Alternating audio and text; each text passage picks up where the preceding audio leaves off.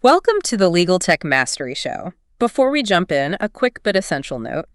This podcast contains content generated or significantly edited using artificial intelligence tools.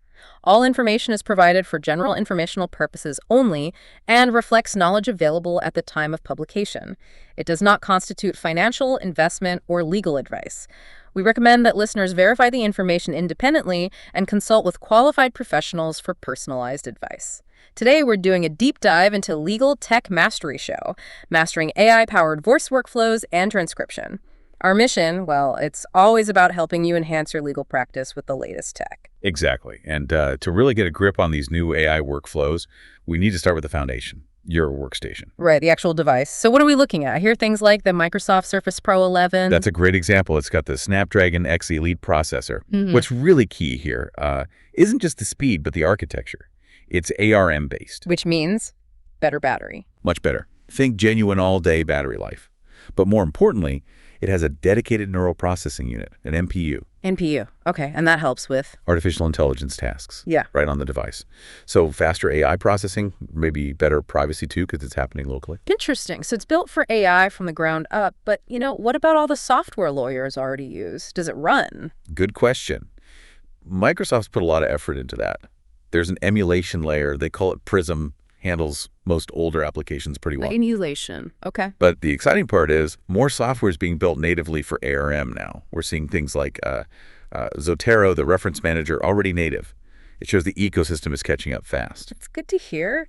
Now, lots of people have a Windows work machine, but maybe an iPhone personally. How do those talk to each other smoothly? Yeah, the classic combo. Microsoft Phone Link for iOS is surprisingly good now. You can actually handle iMessages, calls right there on your Windows PC. Really? iMessages? Yep.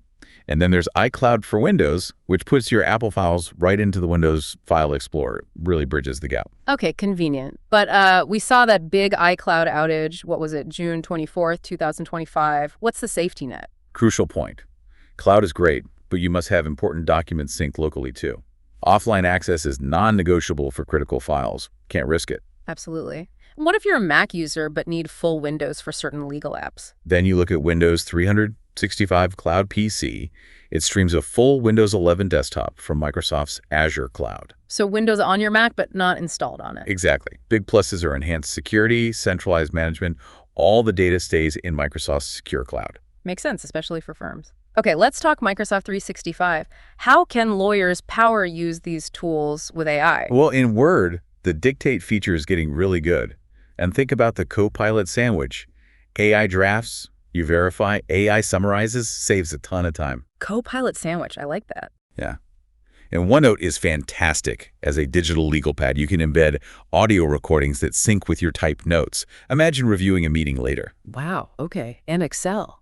Still essential for tracking firm metrics, billable versus non-billable hours, revenue per client, acquisition costs. Keep an eye on those numbers. Good advice. Now, the core topic, AI, voice workflows, and transcription. What's the cutting edge here? I'd point to something like the Claude AI Note and Note Pen.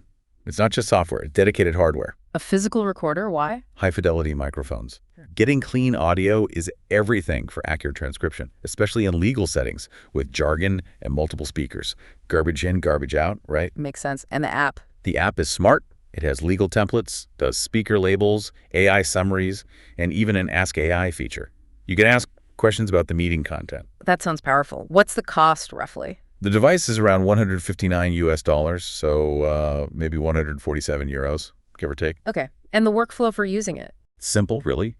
Record on the device, sync it to the app, let the AI structure and summarize, then, and this is key, verify and edit, finally archive it securely. Maybe SharePoint or OneDrive. Verify, always verify. Got it. What other Windows apps are essential? Well, the Clear desktop app runs fine via emulation. Web-based tools like BriefPoint for Discovery are great. And Adobe Acrobat Pro now has a native ARM version, which is nice for PDF work. Let's pivot to the bigger picture. Large language models, LLMs, and regulations, especially in Europe. Okay. LLMs are great for training, actually. You could prompt an AI like Copilot to simulate a tough client meeting, help you prepare. Interesting use case. And the rules, the EU AI Act. Right. Regulation, EU 2024-1689. It's risk-based. The big date for general-purpose AI rules is August 2025. Firms need to be updating internal policies now, thinking about risk. What about Luxembourg specifically? They seem active. Very. Draft Law 8476 points to the CNPD, that's the Data Protection Authority, as the lead AI body. They partnered with Mistral AI, a big European player, back in June, and they just voted on funding for a national AI supercomputer, Draft Law 8518. Wow, they're moving fast. Okay, one last techie bit. Yeah. The command line. Scary for some lawyers. Can AI help safely? Yes. AI assistants like Copilot or others can write PowerShell scripts for you. Ask in plain English. Organize these client files. Yeah. But the golden rule, always review the AI-generated code before you run it. Never run it blind. Good rule. So looking back quickly, what stood out recently? Definitely. Luxembourg's AI push, the Mistral partnership, the supercomputer funding, also ongoing guidance around the Digital Operational Resilience Act, door to door. I'm looking forward. Any big legal cases involving AI? Keep your eyes on Like Company versus Google Ireland. It's KC 25025 before the Court of Justice of the European Union, CJU. Huge questions about copyright for AI training data and AI summaries. Judgment probably late 2026. Okay, a lot to watch. So wrapping up this deep dive, key takeaways. 1. Smart hardware choices, like that Surface Pro 11 with the NPU, really matter for AI.